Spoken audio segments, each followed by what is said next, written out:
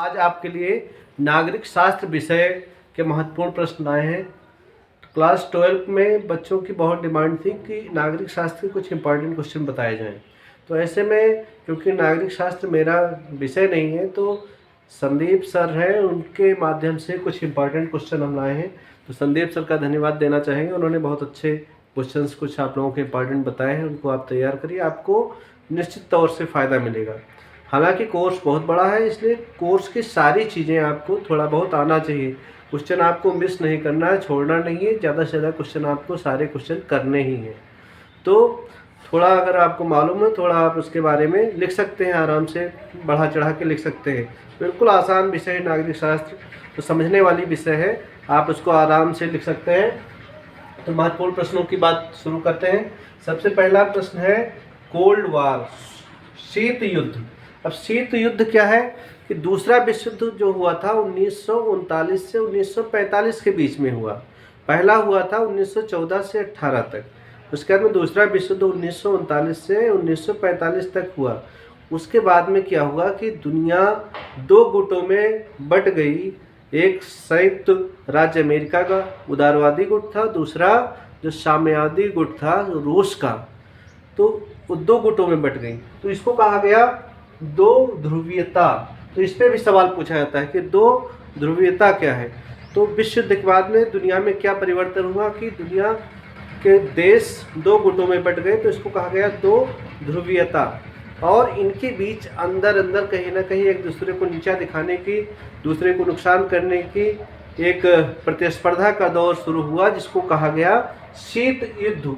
तो एक ऐसा युद्ध था जिसमें आमने सामने तो लड़ाई नहीं होती थी, लेकिन पीठ पीछे कहीं ना कहीं एक दूसरे को पीछे करने की कोशिश की जाती थी। तो इसको कहा गया शीत युद्ध। लेकिन इसका जो समापन हुआ वो रूस के बंटवारे से हुआ, जो कि 1991 में हुआ था। तो ये भी पूछा जाता कि रूस का विभाजन कब हुआ था।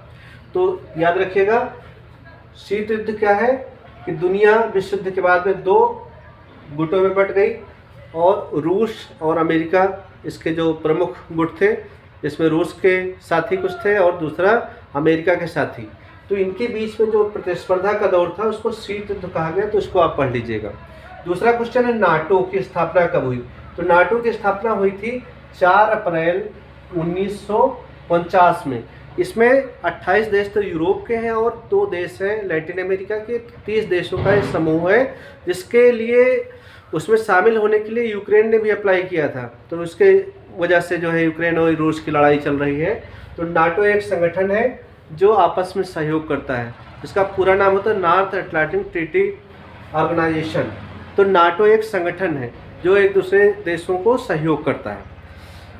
अगला है प्रथम गुट निरपेक्ष सम्मेलन कहाँ हुआ था।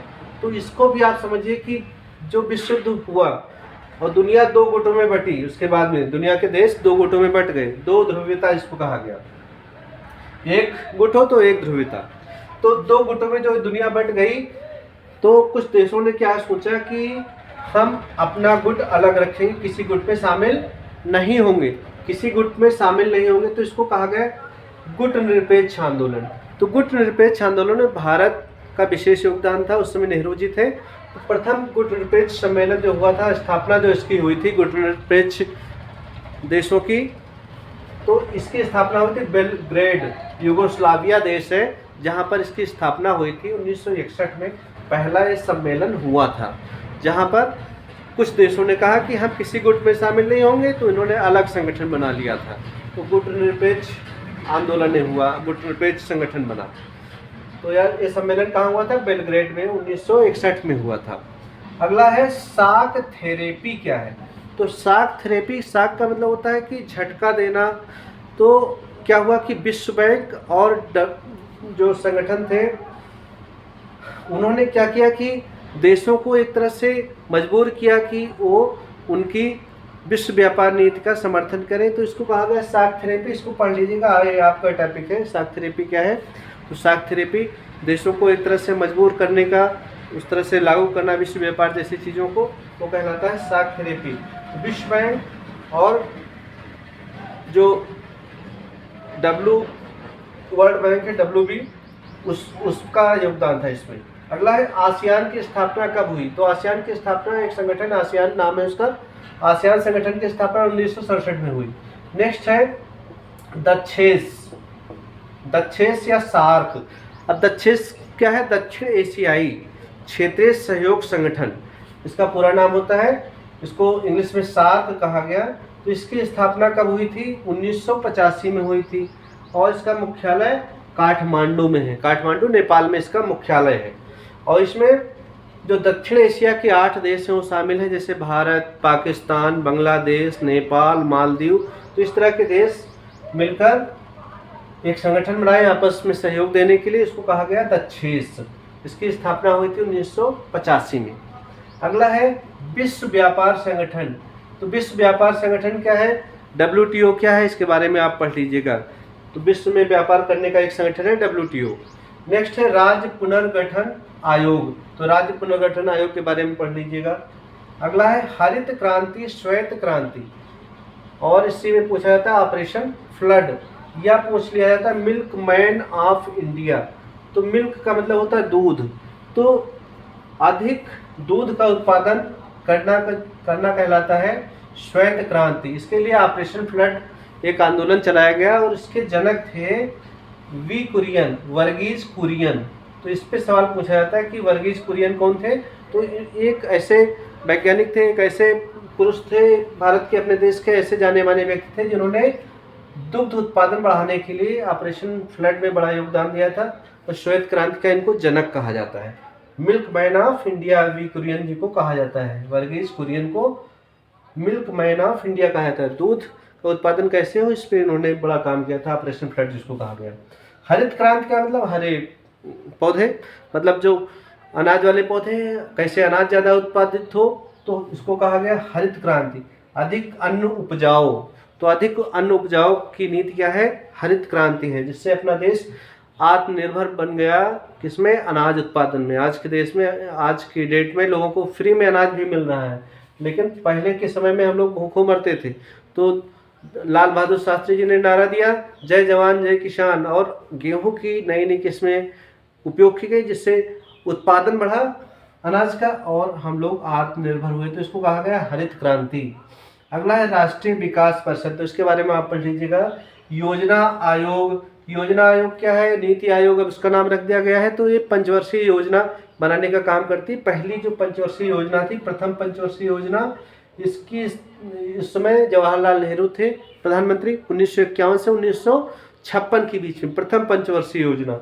इसमें सवाल पूछा गया कि उद्देश्य इसका मुख्य क्या था? तो प्रथम पंचवर्षीय योजना का मुख्य उद्देश्य कृषि विकास था, खेती का विकास, और दूसरी पंचवर्षीय योजना का मुख्य उद्देश्य था उद्योगों का विकास। तो इस पर सवाल पूछा गया है। तो नेहरू जी उस समय प्रधानमंत्री थे। पहली पंचवर्षीय योजना 1951 से 1956 के बीच में रही, 1956 से 1961 के बीच में दूसरी पंचवर्षीय योजना, महाबनोरिश योजना भी इसको कहा गया दूसरे को। अगला है चिपको आंदोलन। तो चिपको आंदोलन का मतलब पेड़ों से लोग चिपक जाते थे और पेड़ों को कटने से बचाते थे। तो वृक्षों को बचाने का ये आंदोलन कहलाया चिपको आंदोलन। वृक्षों से लोग चिपक जाते थे, कहते थे हमको भले काट दो लेकिन वृक्ष हम नहीं कटने देंगे। तो इसके लिए जो खास नाम है वो है अमृता देवी। सबसे पहले अमृता देवी विश्नोई ने इसका आंदोलन किया था राजस्थान में। इसके बाद में सुंदरलाल बहुगुणा का बहुत नाम आता है। सुंदरलाल बहुगुणा जी ने चिपको आंदोलन में काफ़ी भाग लिया, वृक्षों को बचाने के लिए आंदोलन किया। तो ये चिपको आंदोलन हो गया, वृक्षों को बचाना। अगला दलित पैंथर्स और NFF, नेशनल फिश फोरम। तो इसके बारे में आप क्या संगठन है, क्या है इनका उद्देश्य, इनके बारे में, संगठनों के बारे में पूछा जाता है। नेक्स्ट है राष्ट्रीय महिला आयोग। तो महिलाओं की सुरक्षा के लिए आयोग का गठन हुआ 1972 में, महिलाओं के अधिकारों की सुरक्षा के लिए। इसके बारे में पूछा जाता है। भारत में आपातकाल, आपातकाल का मतलब इमरजेंसी। तो इंदिरा गांधी जी ने 1975 में इमरजेंसी लागू कराई थी, 25 जून 1975 में। तो भारत में आपातकाल कब लागू हुआ? 25 जून 1975। नेक्स्ट है संपूर्ण क्रांति का नारा किसने दिया? तो बहुत इंपॉर्टेंट टॉपिक है। संपूर्ण क्रांति का मतलब पूरी तरह से आंदोलन चीज़ों में हो जाना। तो संपूर्ण क्रांति के अंतर्गत सामाजिक और हर क्षेत्र में क्रांति की बात की थी। किसने की थी? उनका नाम था, मैंने किया था, जयप्रकाश नाम के ही व्यक्ति ने किया था, जयप्रकाश नारायण ने किया था। तो जयप्रकाश नारायण एक बिहार के जाने माने नेता हुए, संपूर्ण क्रांति का इन्होंने नारा दिया था। तो संपूर्ण क्रांति का नारा किसने दिया? उनका नाम था जयप्रकाश नारायण, जयप्रकाश नारायण। नेक्स्ट है पर्यावरण दिवस कब मनाया जाता है? पृथ्वी दिवस, योग दिवस, ओजोन दिवस, ये आपको मालूम होना चाहिए। तो पृथ्वी दिवस मनाया जाता है 22 अप्रैल, याद रखिएगा। दूसरा है पर्यावरण दिवस 5 जून और 5 जून। नेक्स्ट है योग दिवस, योग दिवस मनाया जाता है 21 जून को और ओजोन दिवस मनाया जाता है 16 सितंबर को। तो ये बहुत ही सामान्य ज्ञान के भी इंपॉर्टेंट क्वेश्चन है, इस पे भी सवाल आ जाता है, याद रखिएगा, पर्यावरण से संबंधित सवाल आते हैं।